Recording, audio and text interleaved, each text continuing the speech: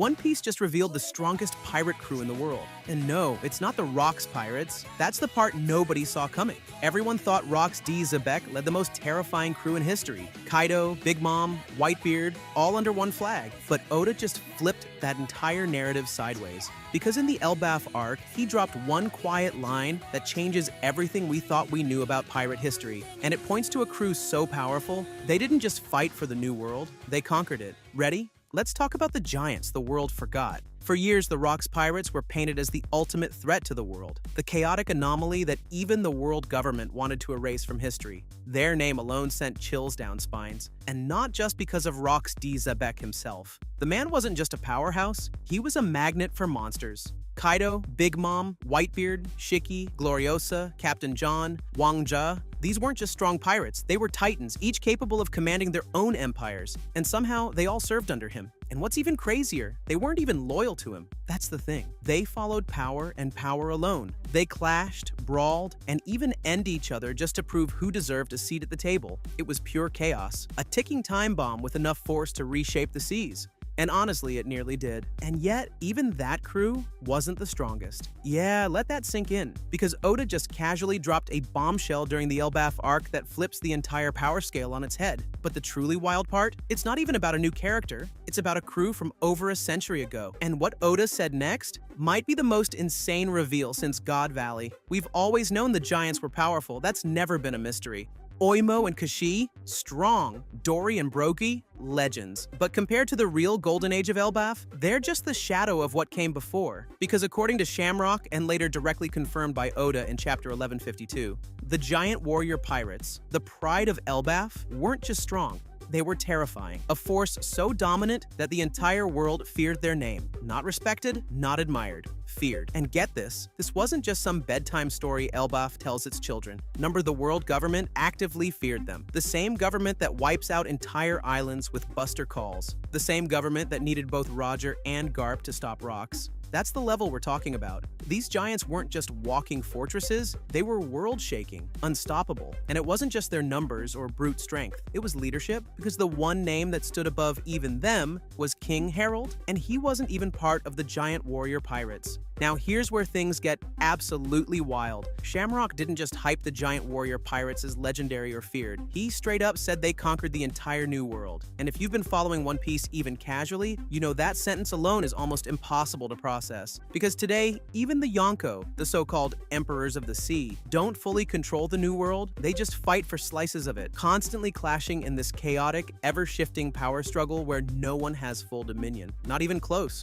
But these giants, they weren't playing tug of war over territory, they owned it. The entire sea, every island, every route, every force that dared to rise up, crushed. The idea that one pirate crew could unify an ocean that now fractures under the weight of 4 emperors is absolutely nuts.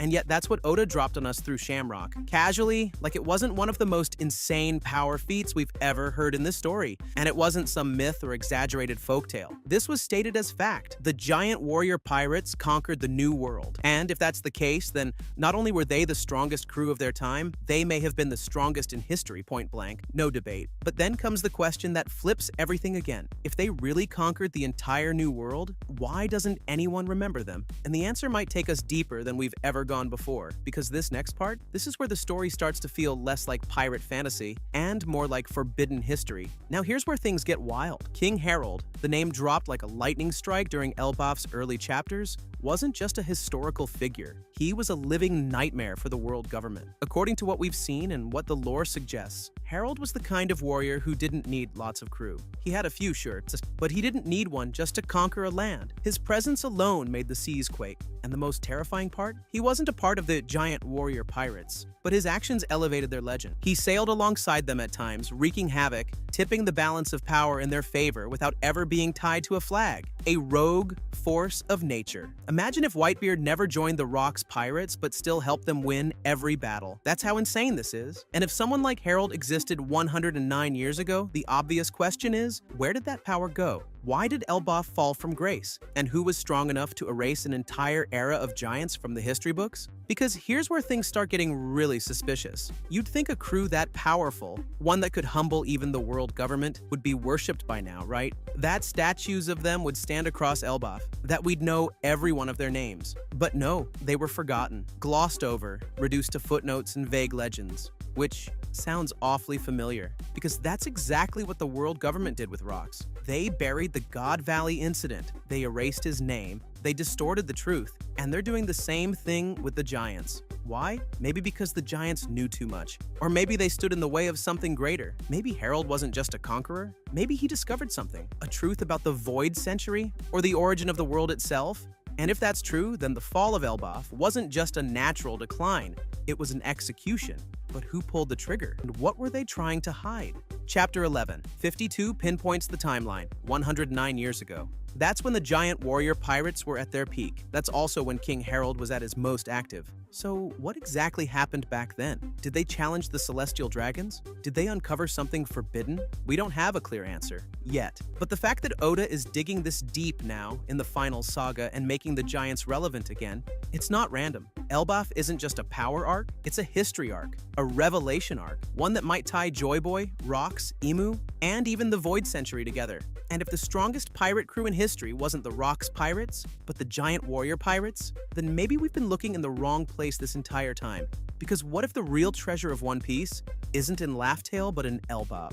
And next, we're about to uncover something even more ancient than Joy Boy himself. If the giant warrior pirates truly conquered the entire New World, and if King Herald was as unstoppable as the legends claim, then how is it possible that an entire generation, no, an entire era of world domination just vanished? Like, seriously, think about that. No detailed records, no monuments outside of Elbaf, no world government warnings about their return, not even a bounty poster of King Herald, a man who supposedly made the seas tremble. And if they've been suppressing knowledge of the Void Century and the ancient weapons, then who's to say they didn't do the exact same thing to the giants? Some fans believe that the world government feared the giants not just for their strength, but for what they knew. Because remember, Elbaf isn't just some random island with big dudes swinging axes. It's ancient, it's deeply spiritual, and it's got ties to something older, deeper, and maybe even divine. So the theory goes, maybe the giant warrior pirates didn't just fall. Maybe they were erased, and not because they lost a war, but